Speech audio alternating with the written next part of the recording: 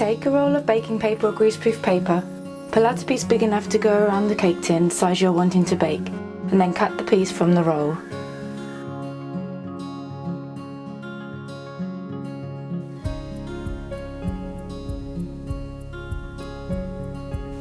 Now fold the piece in half and then into quarters lengthways.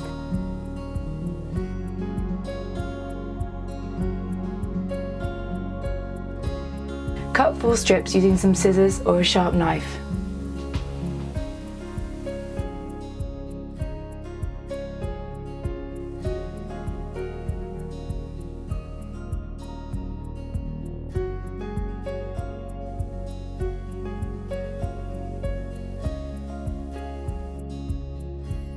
Fold over the bottom edge of the 4 strips about 1/3 or just over an inch, and then cut slits all the way along the length of the paper.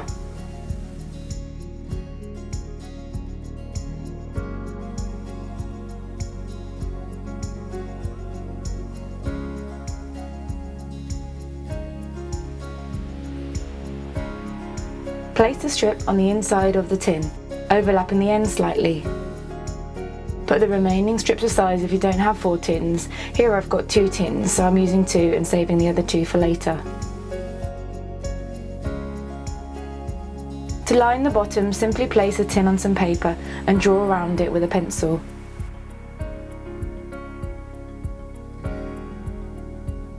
You can draw out one and then just fold over the paper until you get 4 pieces.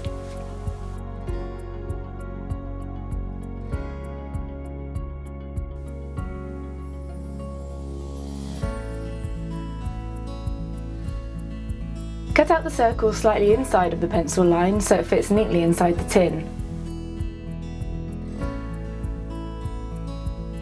Place in the tins and put the remaining pieces aside. You can also keep the offcuts of the paper for future use.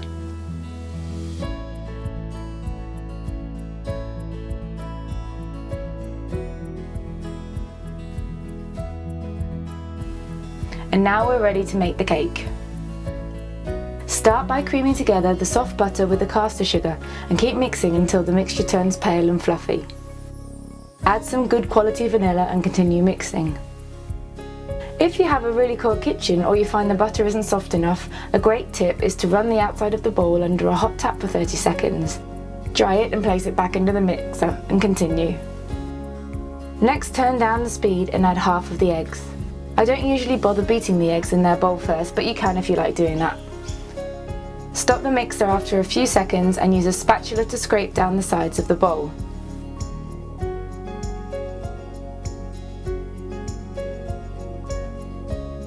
Add the remaining eggs and continue mixing until everything is combined.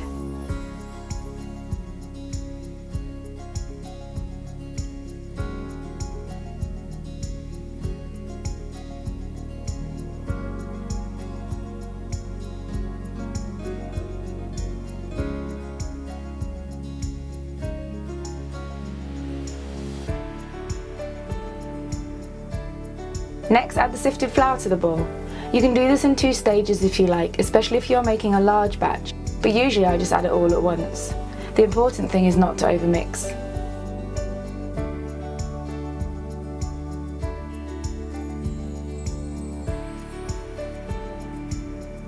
Just as it comes together, carefully add the milk and continue mixing a bit longer until everything is just combined.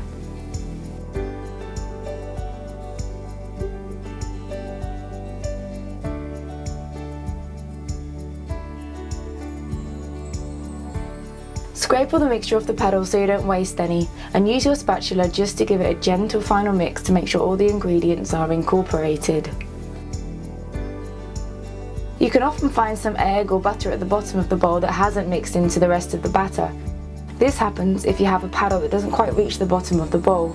It's not able to catch everything when it's going round.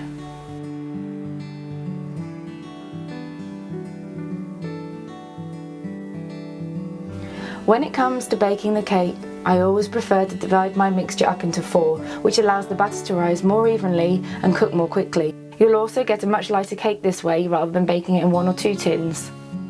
Over the years I've acquired quite a few cake tins with multiples of the same size, but here I'm just going to show you how you can manage with 2. To me, it's really worth making this extra step. So without overmixing, decant the mixture into another bowl, weighing it at the same time. Make sure you scrape out every last bit.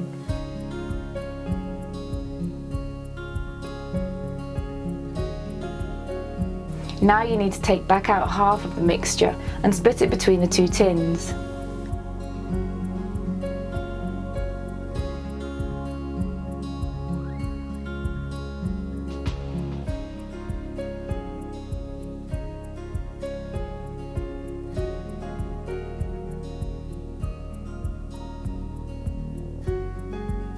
You can use a spatula, or I prefer just to use a spoon to level the tins out slightly.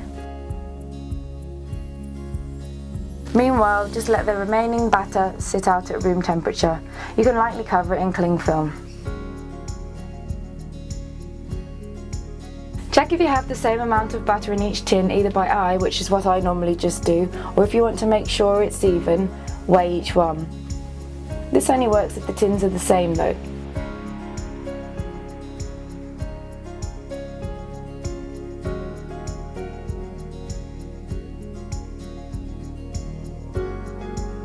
Place the cakes into a preheated oven. I like to bake mine at 160 degrees in a fan-forced oven, and bake them until they're golden and risen. You can check by touching the top lightly and it should bounce back. Alternatively, you can also use a skewer if you prefer. Because the cakes are so shallow, they should only take around 15 to 20 minutes for cakes under 8 inches. When the cakes are cooked, turn them out carefully onto a clean rack. Make sure you use a tea towel or other mitts because the tins are going to still be hot. For larger cakes, say 9 inches, 10 inches or bigger, I would let them sit in the tin for 5 minutes before turning them out. When you go to tipping them out, do it in a swift, confident movement. If you hesitate and fumble around, you might end up with a broken mess. Remove the paper around the edge of the cakes and reline and refill the tins, adding the remaining batter. If the tins are still a little hot, simply run them upside down under a cold tap for a few seconds. Double wrap the cakes in some plastic wrap or cling film. You don't need to wait for them to be completely cool to do this, but make sure they are really cool before placing them into the fridge. I usually leave the cakes in the fridge overnight or at least a few hours before layering them. It's much easier to work with chilled cake. Freshly baked cakes are very soft and can easily break when handling them. If you aren't going to use the cakes the next day, I recommend freezing them as soon as they are cool to lock in the freshness.